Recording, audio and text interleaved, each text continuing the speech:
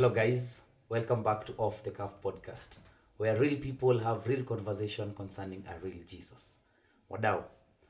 Today we are still on the same topic about sex, relationship, and marriage, or it was sex, relationship, and love. But leo nataka tuongelele soko. Wewe unasema uko soko. Uko soko kama ovo unafinywa tu. Ama uko soko kama miwa unatafunwa tu. Uko soko kama nani? So with me here I have a very good panelist, or should I call them guest? Workmates. Okay. Watajisema na wajiintroduce and then they'll say their name. And today we've decided to mix a little bit of culture. So tukanamse tunaweza elewa place ametoka, and then we'll have someone else to give us a different perspective from some place that is not from somewhere that we don't know. Poleni.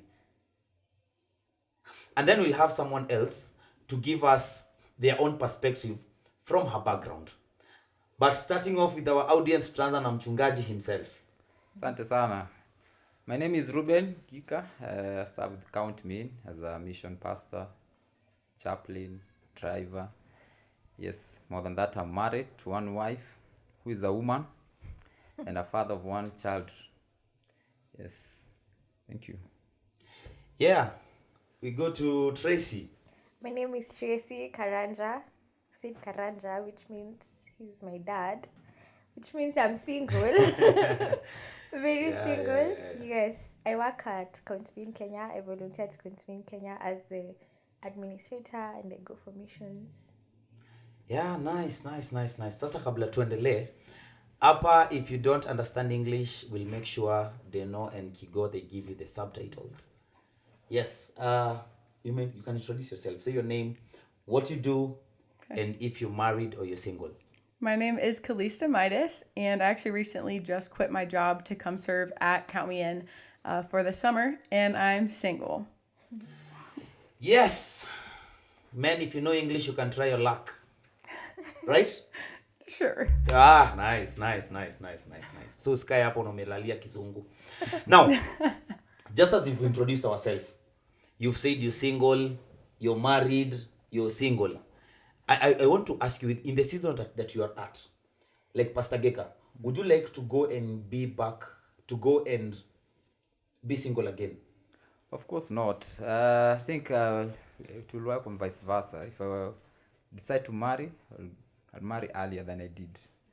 Because I think marriage has given me a lot of maturity, a lot of, I've seen my life turn in a positive course. So I think I'll get married earlier than I really So to you, marriage is better? Yeah, it's better. It makes you become a bit more responsible as a person. Yeah, I think when I was single, I just used, to be somehow irresponsible guy. I think my wife has made me to come from out of being a boy to a gentleman. So, yeah. Kalista? Yes.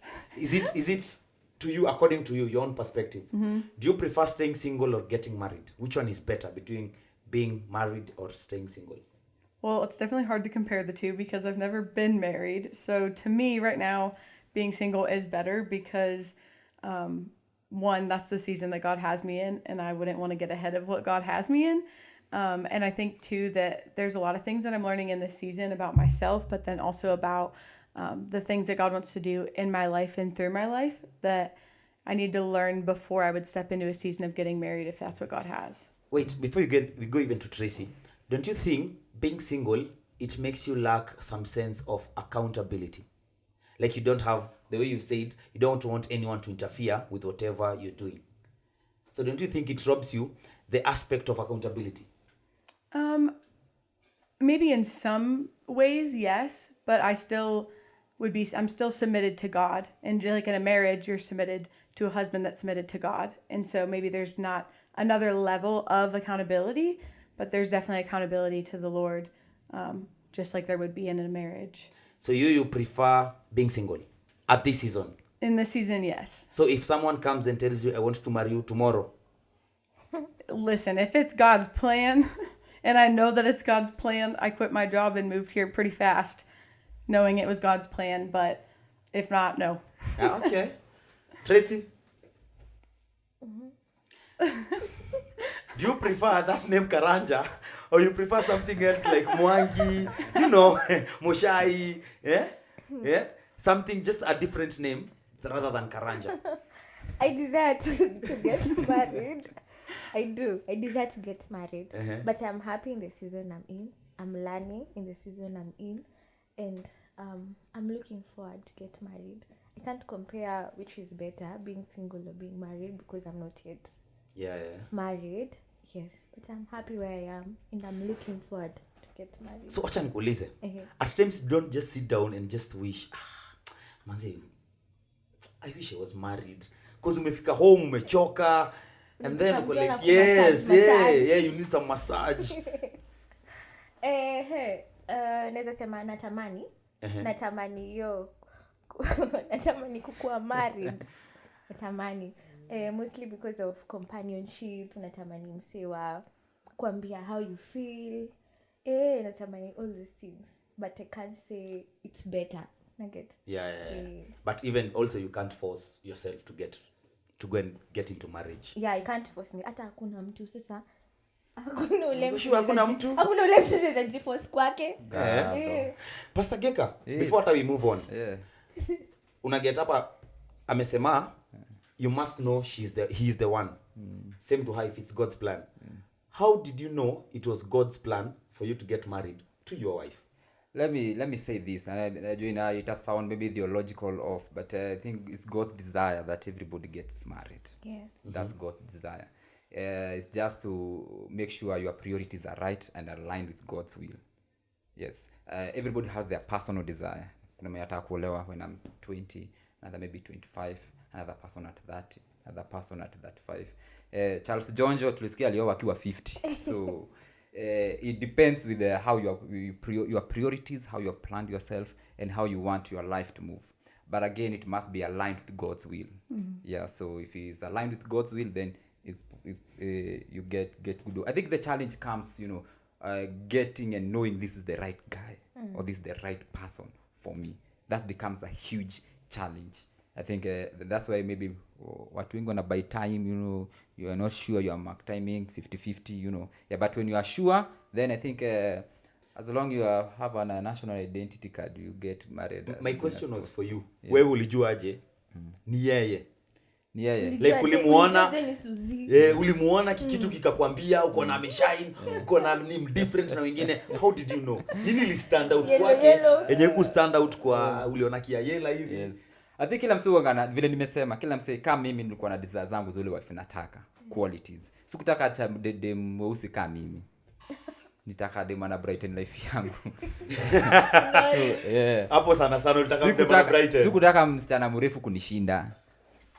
Unaniget. Sikutaka dem inaitwaje, for lack of a better word, mugeto pia sana kama mimi vile nimegrow na ugeto na umauru, unaona. So I needed an opposite of me a little bit. And I think my wife meet all those qualities. The first day nilimuona kwa rafiki yangu fulani, tulienda kutembea. Pia alikuwa au kameenda kutembea, na so alikuwa anasaidia huyo rafiki. Okay, iko hivi. Rafiki yangu Charlie, tulienda kwa demu yake. Huo demu yake alikuwa give birth ama alikuwa so sasa wife yangu nao alikuwa ameenda kumsaidia, pia alikuwa rafiki yake. So nikapata wife yangu nao hiyo time akiosha vyombo. Ana vile nilimwangalia hivi kitu kaniambia, huyu ndio bibi umekuwa ukingoja. Vile anaosha vyombo. Vile anaosha vyombo. Na nilikuwa nimekaa miaka 5 kabla ni date. Nilikuwa nimepigwa character development. Hii Nairobi unajua hizo kabla kupigwa character development. Yeah. So nilikuwa nimejiwekea the kind of wife I want. Yeah. So hizo qualities, a little bit of me, a different from me. Na so vile nilimuona the first day, nikamwambia huo bishti yangu tulitoka huko tukienda home, nikamwambia huo msichana wako huyo ndio wife. Na kuda piga triangle. Troopers. Alipiga alinichezea kaa yeye, na so tunashukuru. You need such people in your life. Acha kutembea na watu ambao wajui kuweka group. Nice. Pastor Geka said something very profound. He has talked about the qualities of the person you want being paramount for you looking for the person you want. Now my question is for you, Tracy. Which qualities are you looking for? Probably kuna mtu hapo nje anakutafuta. Auze sera sasa. Yes, probably there is someone. What qualities are you looking for when you're looking for a spouse? Kuna mwa Kenya. Yes, what are your qualities? Niangalie kamera ndio. Yeah, angalia kamera hapo pale probably anakuona. First lazima kuwe mrefu kuniliko. Yeah. Mrefu. You have to be tall. Another thing, you have to be God fearing. If you a husband should be submitted to God, just as Kalista said. So if you're submitted to God, you'll know how to treat me, you'll know what I want, you'll know how to compliment me. You have to be tall, you have to be submitted to God, you have to be loving and caring. Yes. Baby and girl. kind. Yes. Baby Na girl. lazima ukwe mtu emotionally supportive. You have to be emotionally supportive. Si mimi na feel vibaya huko. Hayo ni nini? Hiyo ni kitu ndogo. No. You have to be emotionally supportive and understanding. Yeah. You've said 4 different men. Kuna mtu mmoja anaweza characters zote. Anyways. I believe there is. Is there anyone with all those characters? In the States? Yes. Yes, probably. I don't know. I'll have to look for you. Yeah. So, what are the qualities you're looking for? Definitely Your ideal man. submitted to God. Not just submitted to God, and they want to please God with all of who they are. Like in their desires and the plans the things that they have in their heart to do, like totally submitted to God, sold out to the kingdom of God. Wouldn't hurt if they were a worshiper, worship leader, play guitar, keys, something like that. Definitely funny, a good sense of humor, because I get a little uptight sometimes and I need to laugh. Yeah. Tall, the taller the better. These are qualities. Anyway, continue. More?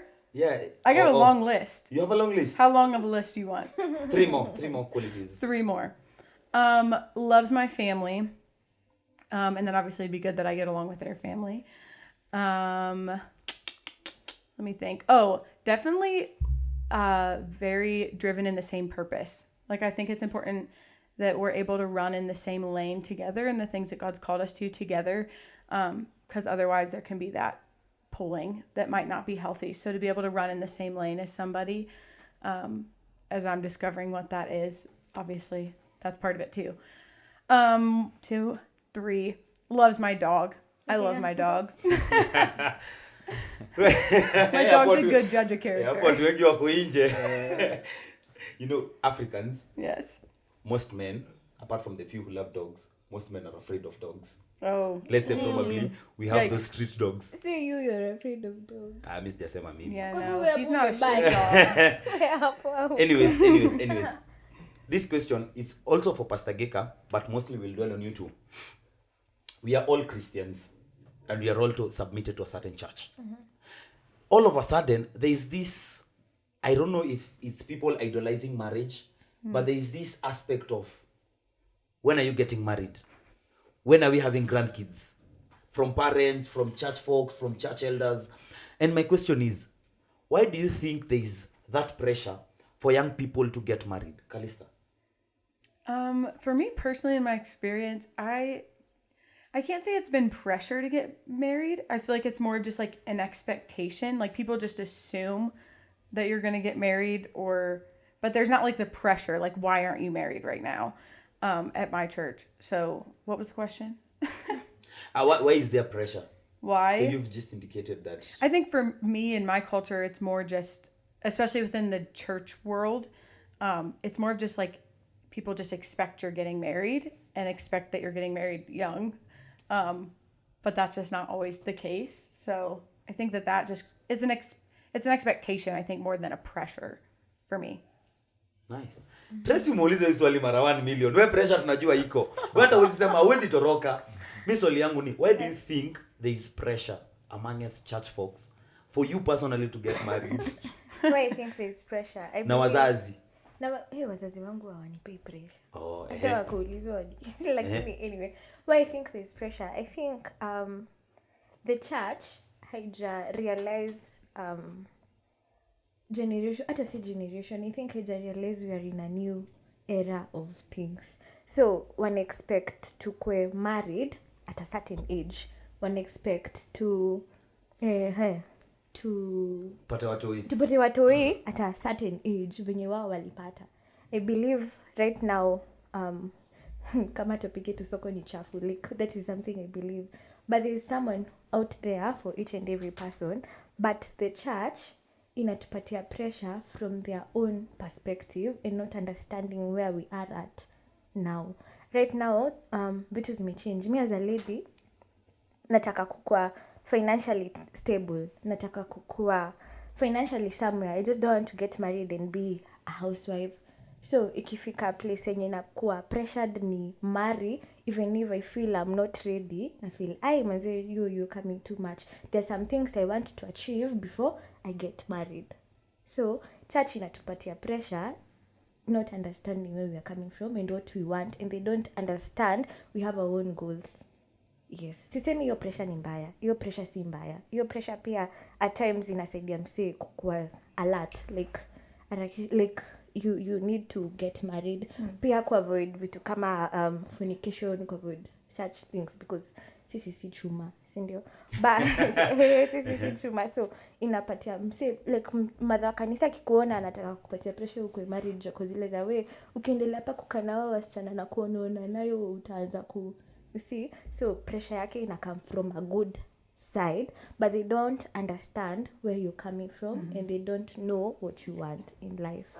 Actually maybe some of them even assume you want to get married. Maybe wewe ni mtu utaki kuoa. Maybe.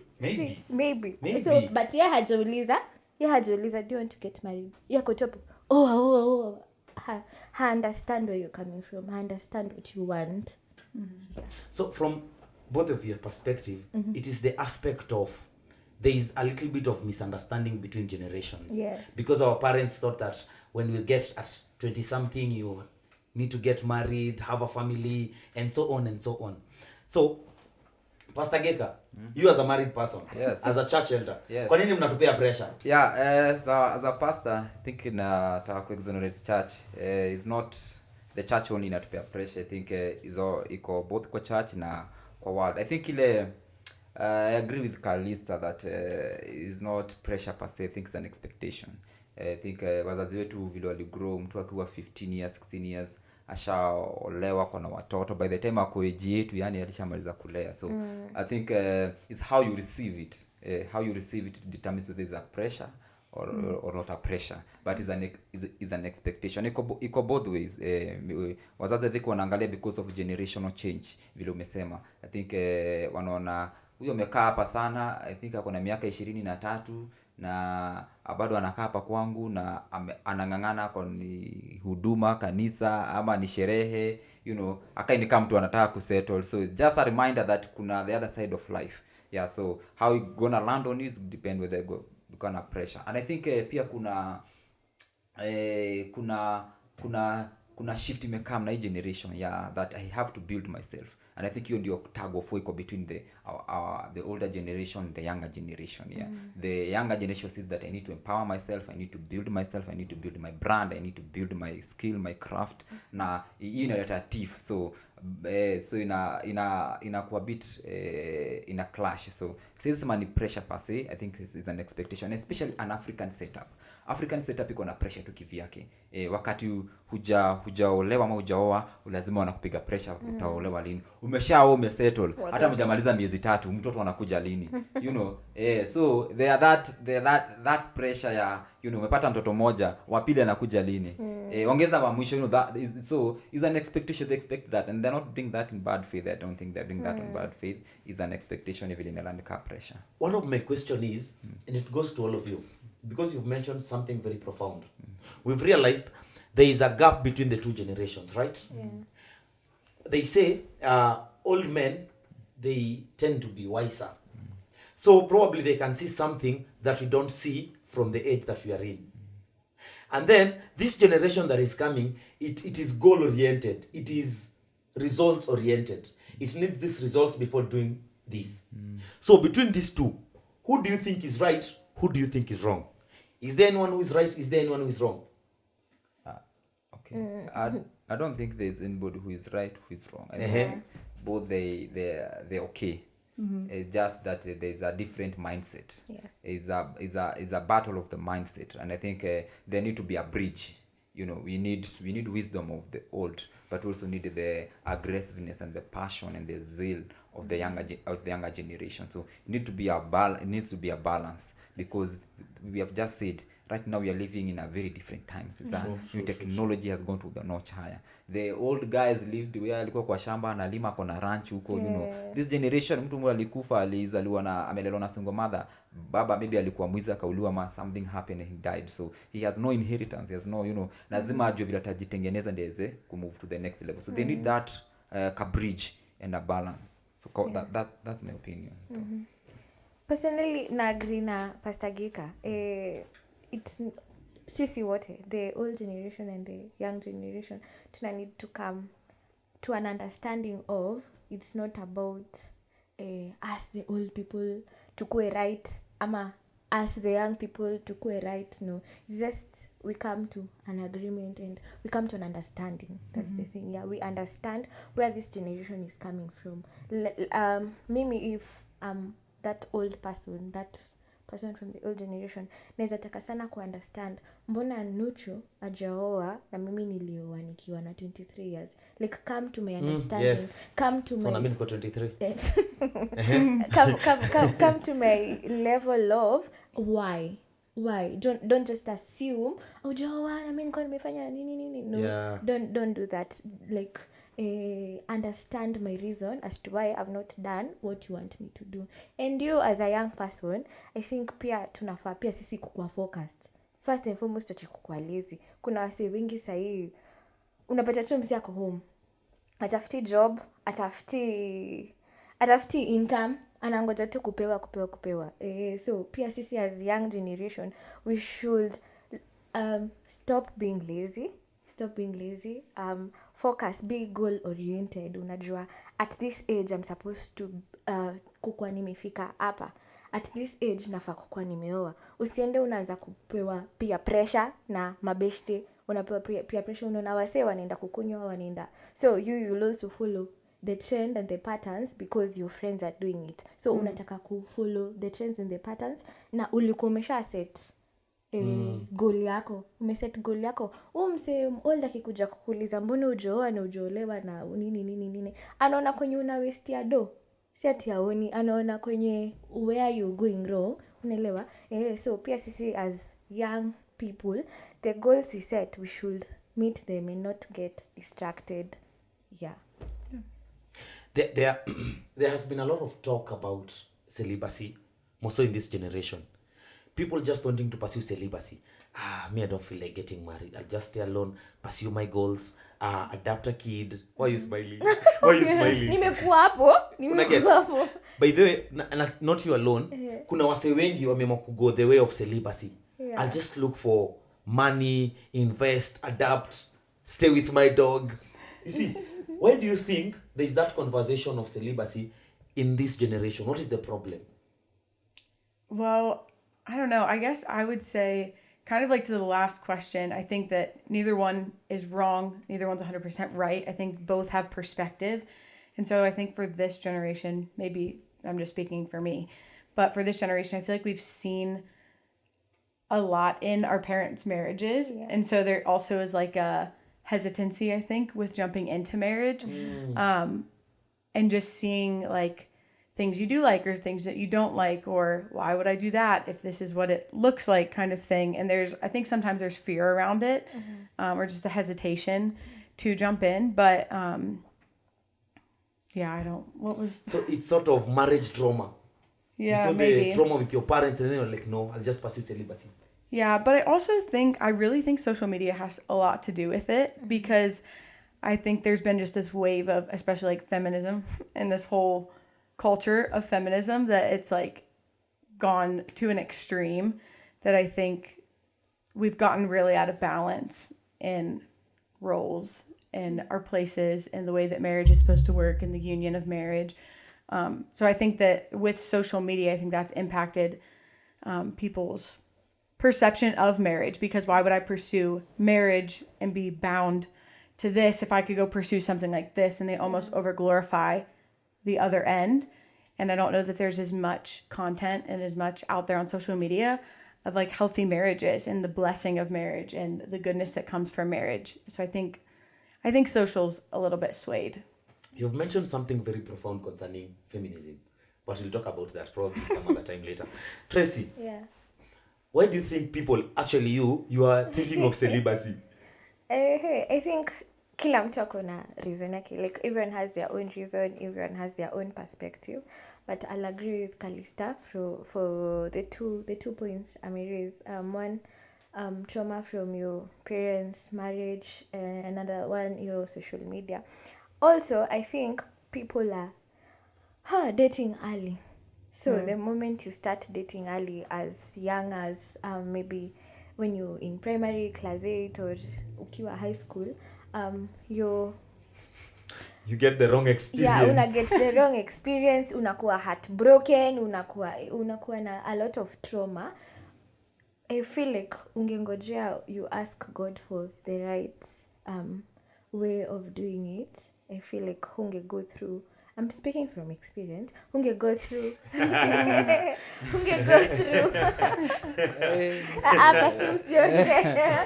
Sema kuna trauma mahali mekulima. Go through easy trauma zote, all these triggers and everything. So ungekuwa na the right expectation of marriage because you've not experienced it too early. And then the moment sisi as young people we start dating, hakuna kitu tufanyangi. You see, like you'll want to meet your boyfriend's expectation. Wewe unataka kumeet expectations za dem yako. So unaenda una hustle, unajipeana financially, physically, you give your all, emotionally. Yeah. And I'm speaking from both perspective of men and women. Like not only women give themselves and not only men give themselves, like both. So unapata a guy ameenda amehustle. Umse hata ana job poa. Amehustle. Maybe job yake anapata maybe 1,000 per day. Either wana make sure bado amepatia dem yake inito allowance. Girlfriend allowance. Imagine. So huyu mse hata hii relationship ikiisha, the moment ameona ni toxic, akona the wrong idea of what marriage is, akona the wrong idea of how relationships should be. So ana end up to lean on celibacy and them not wanting to get married, reason being this person was heartbroken.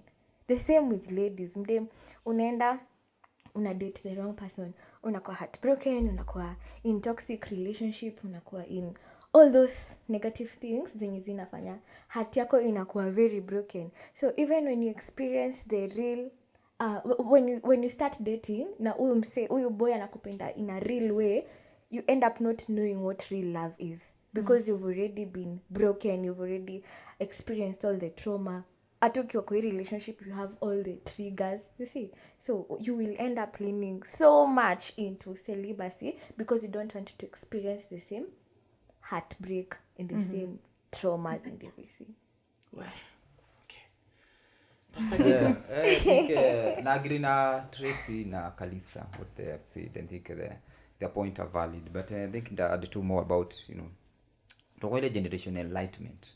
A generation inajua too much, generation in experience too much, na so there are so much trauma that inaendelea yenye ina cause mtu ana make decisions yenye maybe probably if ange make those choices early hangeza come to that. But on a Christian perspective, I think we need to dig deep more about celibacy kwa sababu in a Christian perspective celibacy ni more deeper than we are talking about. Kuna waseka kina Paul. Kwa sababu kama we ni boy mama kwa celibate, unajua wewe basi tusikone makaribu na wasichana.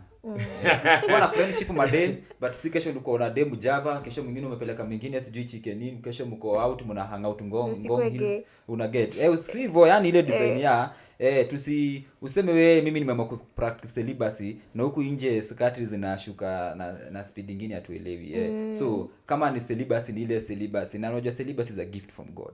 God anakupatia neema ya kufanya kazi yake huku umeji, unajua bila hizi tamaa za kimwili. So if it's celibacy, let's see it, unajua on a scriptural way. But otherwise na agree na vile Kalista amesema. I think pia pressure ya pia pressure ya social media pia imekuwa major sana. Watu learn from people who sometimes were toxic.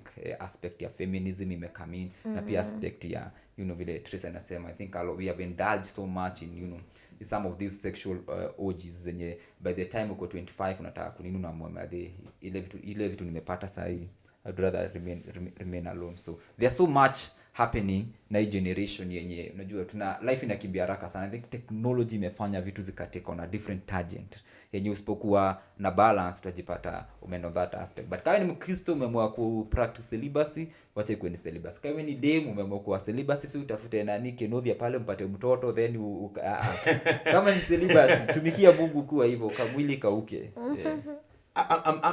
I'm thinking, and I'm thinking out loud, probably why most people are running to celibacy. Some might be quote unquote, they are hiding behind LGBTQ. So you're saying I'm pursuing celibacy because so I'll be hanging around girls, I'll be hanging around men, but in real sense you know your real intentions. Might be. Sijui. Anyways, moving on forward. Guys, we've mentioned, it's like we've answered the question, but I bet there is more clarity, more so when it comes to finances. Why do you think this generation, most of us are afraid of getting married? Most single people, Pastor Geka. There are many factors, ina depend na individual. Kuna wale msataye kumari juana kanyamo ana mado, so anaona manze wife na mtu atakuwa mzigo sana, so financial muscle is wanting. So hiyo ni moja, so na hiyo play major sana. I think ni major sana, especially from men. Mimi naongelea kama ndume, ni kitu na play inakuwa a huge concern. You as a married guy, Paul and me cut short, but you as a married guy, do you think finances, yes, they are important, but are they that important when it comes to marriage? Because I've read some books na wanasema when wealth is built together. Ukisoma books are most of the successful men who adore marriage, wanasemanga it was my wife who helped me reach this and this and this. It was this woman who helped reach this and this and this. So is there the aspect of you coming together? One can bring 1,000, two can bring 10,000. Is there the aspect of building wealth together? Yes, that aspect is there. I think two are better than one. Bible says so. You cannot dispute an aspect of two people coming together. Yeah, money is good when in marriage. Money is nini, but it should not be the like an idol. You must give it a perspective. You must give it a perspective. Si encourage boy ana job za kusettle saa itakuwa wisdom. Unagete tafuta hustle yako, kama mreshi wako pia kuna hustle, atafute hustle yake.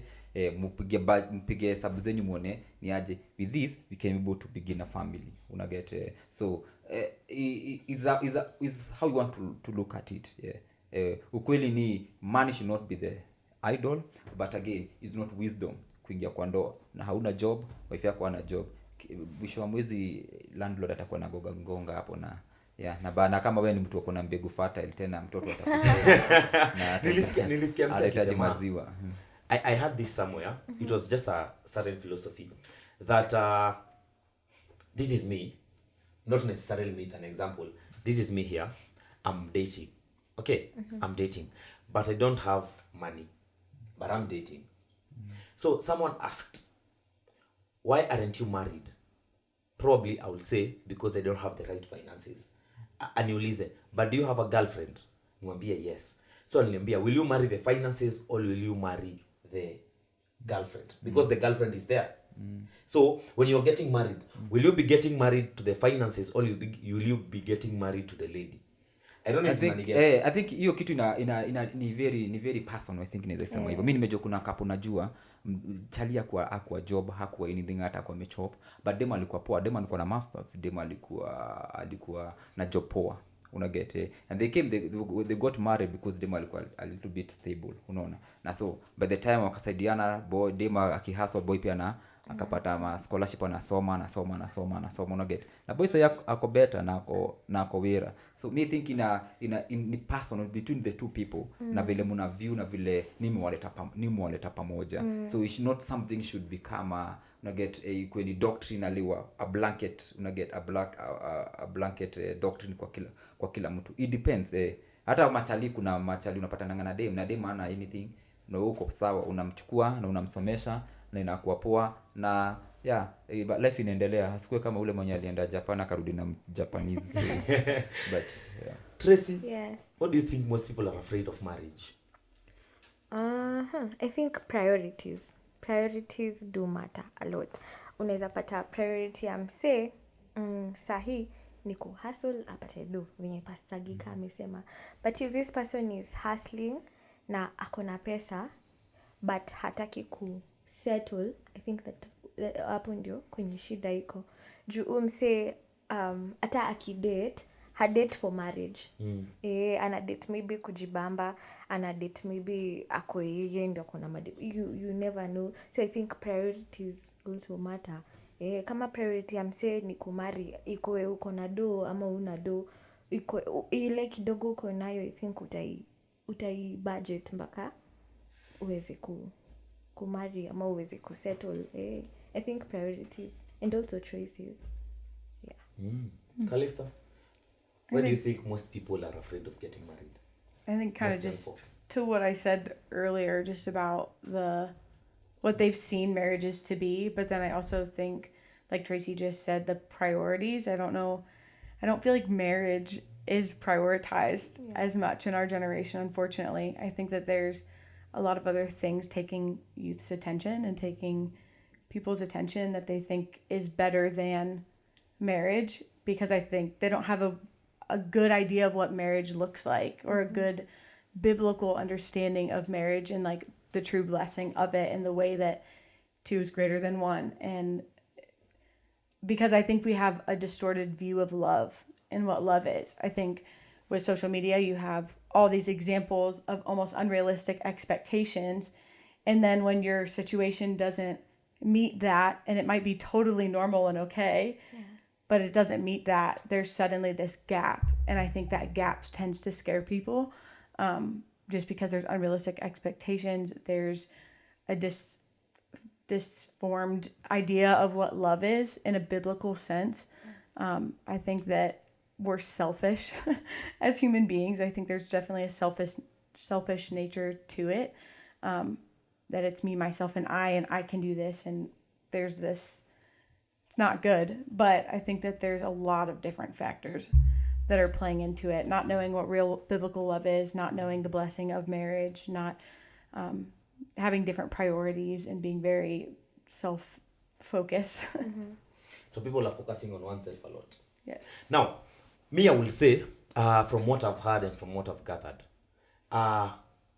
there is a Kenyan saying that says, soko ni chafu. What soko ni chafu means, it means the marketplace is polluted. The dating space is polluted. Like we have a lot of gold diggers, we have a lot of ratchets, for lack of a better word. We have a lot of people who are sleeping around, people not serious. And my probably the last conversation that we're going to have here is what's your perspective on the dating space? Soko iko aje? And probably it might be one of the reasons people are afraid of getting married, because I'm afraid of getting into this because I feel like there's this lady who only sees my finances. There is this guy who only sees my body. Yani ako tu ye akupale soko kufinya avocado, to just press the avocado. So the main reason even most people are not getting married, it is because when you go to the market and then you see an avocado which is pressed, can you take it? Absolutely you can't. Absolutely you can't. So what's your statement on soko ni chafu? And do you agree that soko ni chafu? Yes. And what is the remedy kusafisha hii soko? First and foremost, siwezi sema soko ni chafu juu sijajaribu kila mtu.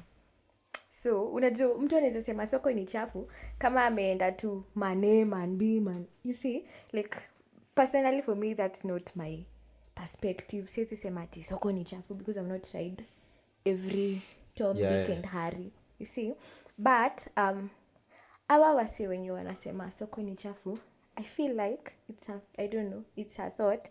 I feel like maybe they are dating at the wrong time, and they're dating the wrong people. For example, you're a church person, uende una date mse yako klabu, mse nini, like definitely utapata the wrong experiences. So wewe utasema soko ni chafu kulingana na the experience that you've gotten.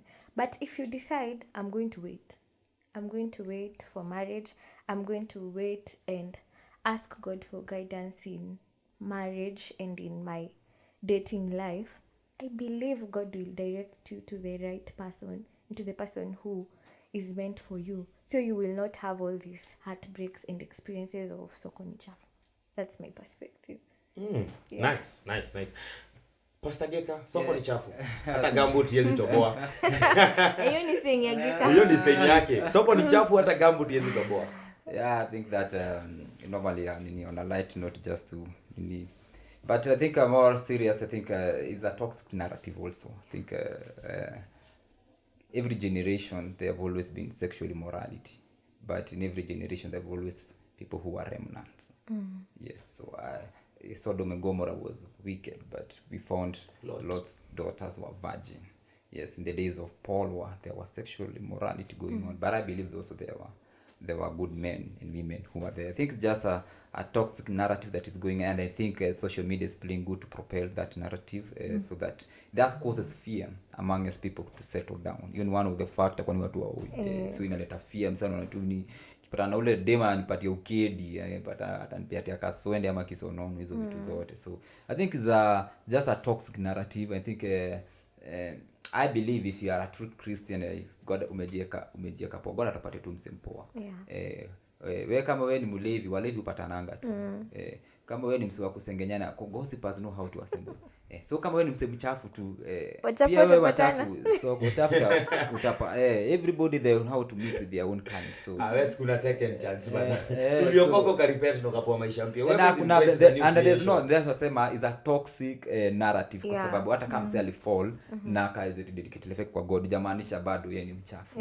So just a toxic narrative inapatia wasi fear kuingia kwa ndoa ama ina discourage wasi kusettle na kudate, unaona. So I think we need to debunk that narrative tuonyeshe ni aje there are still good people out here. I mean there are daughters when wako high school, kuna daughters when wako college, kuna wasomaliza kwa corporate world, they wamejieka, they are keeping themselves and they are waiting for the right time. So we can't wake up vile tu Teresa amesema, unless umejaribu kila mtu hii dunia, then there's no empirical evidence ya kuonyeshana that soko ni chafu. There's no, hakuna data imechukuliwa, kuna statistics imechukuliwa kuonyeshana wale wasi wa wicked wa ingi sana kuliko wale wasi wako right, na hakuna hiyo soko ni chafu no meter ya kumesha una get and there's nothing like that. I think that's a toxic environment. Na sisi kama church tunaamuka tunasema ni aje, bado kuna wase God ameset apart, kuna wase God ameweka kando, kuna wase God anatumia wamejieka wako fiti, na ufikujie pia ukikuja kwa God ukaepoa, then utapata the right person. So meaning all these talks, they are just heresies and rumors, and they are people exaggerating wickedness. Yes. Because for example, it's so hard even mse kujintroduce by the Francis Nucho and I'm a virgin. People will laugh. Yes. How you're virgin? Like Christians are supposed to be loud in these spaces to the aspect of I'm a Christian, I'm married, I'm a Christian, I'm single, I'm searching, and I'm a virgin. Like there shouldn't be that fear of being judged, because inakasaini kama the people of the world set the standards. Junapata one lady sleeping with around 4 men. And wanasema mali and the chain. But I think vile tu umesema, I think tumeallow world set standards zenye asifai kuwekwa. And I think vile unasema you introduce yourself as a virgin, ujaishtua mwili, unapatwa stigma. Unagena hiyo stigma inafanya msee kama msee ni tini ama msee ni youth man anataka kwenda sasa manzi nisikue mimi kwa imbogi yangu, mimi ndio bado ni mwili imeshikana, lazima niende nisikume shtuke. So I think that's a narrative that's when the church need to come out and debunk all these things and say there are still good people out there, there are still people who are serving God, who are pure, are set apart, they are ready to walk the right path. I think ni tumeacha word message hizo speak kwa voices zetu sana. So we should watch what we are listening and who we are listening at. Yes. Kalista, Yes. probably let's say now from a different perspective, from a different state. In your state, is it probably, can we say that soko ni chafu? The dating space, how is it? Well, not the Christian space, but the dating space in general. I could really only speak from the Christian dating space, though. Okay. So, I mean, I guess from the Christian dating space, I love what you said about, like, it's just kind of a toxic concept almost, because it's like saying all of them are bad. Yeah. And it's like, there are good guys, there are good girls still left in the world. Like, there's people that are chasing after God. But yeah, I mean, I just think it's slim. Yeah. Like, I think especially in like a Christian dating world, for the most part, maybe in my experience, like I'm only looking like within my church. And so there's only so many people in the church or in my church. So I don't know, it's hard. I can't speak from outside the church. I think it's Dating world. Pole. Maybe swali ingekuwa kama soko ni chafu within the confines of the church. Unaget juu tukiachia world tukienda kwa world, then that's a different thing. So I think tunafaa tujiulize, is it within the church tunaongelea whether soko in general ama soko in general? Tunaongelea soko in general. Kwa sababu sasa tukiongelea soko in general, we unajua as a Christian believer, there are confines, kuna zile parameters tumepata within the place unafaa to date, unaget. Na I think ukijipata basi kwa ile mrengo mwingine, wewe ulivuka boda na utakuwa kama Samson mwenye alijipata pia amevuka boda na ikamramba. So the good thing is identity. Knowing yourself and identifying. Mimi kama ni Mkristo, I'll not go to shop in Gikomba. I'll go to shop in LC Waikiki. Cause if you go to Gikomba, utapata avocado imefinywa. If you go to a supermarket, utapata ova iko sawa. So you as a Christian, I know, but example yake it's just an example to give. Where are you shopping? Unaenda soko wapi? Where are you going to the market? If you go to the world market, it's dirty. Yes. By the word go. But then there is a Christian marketplace. So where are you headed to? Sindio? Yes. Guys, hii conversation imekuwa real, man. Na feel imekuwa short. Naona tuko sijui how many minutes hapa. But parting shot, Tracy. Parting shot. I believe soko ni chafu is just a toxic statement or word yenye inafanya wasee wafie marriage, wafie dating, and inafanya watu wasitake kudate ama kumarry. Yeah, it's just a narrative. When you keep yourself in the ways of God, when you keep yourself in the ways of God, you know him, have a relationship with him, it's my belief that he will direct you to the right man or woman whom you're supposed to be with. Amen. Yes, that is me. And I am waiting. Halisto? I would just say to seek the Lord in all of it, everything that you do, your approach, because like we've talked about, I think there's a selfishness that can kind of come up, but just seeking the Lord, like, God, what do you have for me when it comes to marriage, as far as the timing and the person, and maybe putting that desire in your heart, just seeking him on all aspects of it, involving him in the process, not just saying this is the example I've seen and so this is why I don't want that, or this is why I do want that, but truly asking the Lord to refine you and prune things out of you that maybe have tainted your view or maybe have hindered your ability to consider the possibility of what God would want to do in your life. So just seeking him and involving him in that whole process. Nice. Pastor Geka? I think me as a commit your plans to God na atazi-establish. So takuongelesha tu maybe utumana kwa hapo msimu yangu atakusettle na una feel umechanganikiwa. I think tufai ku allow devil pia tuongeleshe loud sana. Biblia inasema God has not given us a spirit of fear. So meaning somebody is giving us a spirit of fear. And you need to identify who that person is. Na so whether ni social media, whether ni devil ama ni anything yenye inafanya uko na fear ya kuteka step. Everything ni all about a step of faith, whether unaanza biashara, whether unaenda kampo na everything, hata marriage iko hivyo. So na hakuna hizi mambo niseme ina changamoto, iko na changamoto, but there are things that we can able to overcome. Hata kuwa single ni changamoto, my friend. So wakati kwanza mafuriko imeisha, single guys walikuwa na changamoto mingi sana. So everything is a challenge. This is how you able to maneuver. Nucho unajifunika na mkono hivi the of the flood season. But naweza sema tusikubali fear, kwa sababu fear inafanyanga we are able to unajua to give up haraka sana. So let's allow the spirit God has given us, a spirit of power, sound mind and love. Wacha to allow God ndio dictate life yetu. Tusikubali world define kenye inaendelea kwa world, kwa hii dunia. Tusikubali toxic narratives zitake pace. Tukubali kile God anasema about life zetu, na tukiwa na God atatusaidia. Hiyo ndio uzuri ya sisi watu wa wokovu. Neema iko pia. Na niki-add something else, na believe if fear inaweza kuwa imetoka from maybe your experiences. Umekuwa na a negative experience when it comes to marriage, zile vitu zenye umeona umedate wrongly. So if fear ina come from zile experiences zenye umego through, and we are not downplaying feelings zako, we are not downplaying your experiences.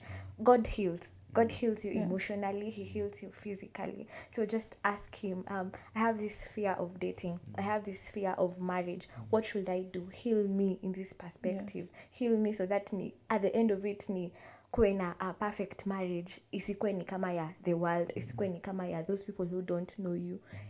I believe God heals. So if umekuwa na all those negative experiences, ask him to heal you, ask him to give you peace and joy, and ask him to give you the right partner.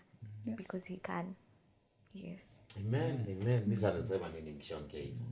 Bible alikuwa ta scripture yasemanga, none of you shall lack your mate. Hallelujah. None of you shall lack your mate. Yes. Okay? You love someone, you'll meet someone who loves your dog. Amen. You'll meet someone who loves your dog. You'll also meet someone who is tall. Somebody who is emotional, whatever. Yes. Emotional, Yes. supportive, Emotional, whatever. tall, loves, cried, submitted, loving. You'll meet all that. So you'll not lack your mate. You will meet someone too. But then ucho We are kusema Otherwise, guys, Actually, till next time. Kutuambia kinataka. Mimi nilishasema. Ulikuwa I'm dating, guys. I'm dating. Yes, I'm dating. we shall confirm. Yes. Otherwise, guys, it's been real. Probably we'll meet at the next. If you have any question, you can just raise it at the comment section. Tutazipitia, and probably we might feature them in the next episode. Sindio? Otherwise, we have nothing much to say. Like, peace out. See you next time. Bye.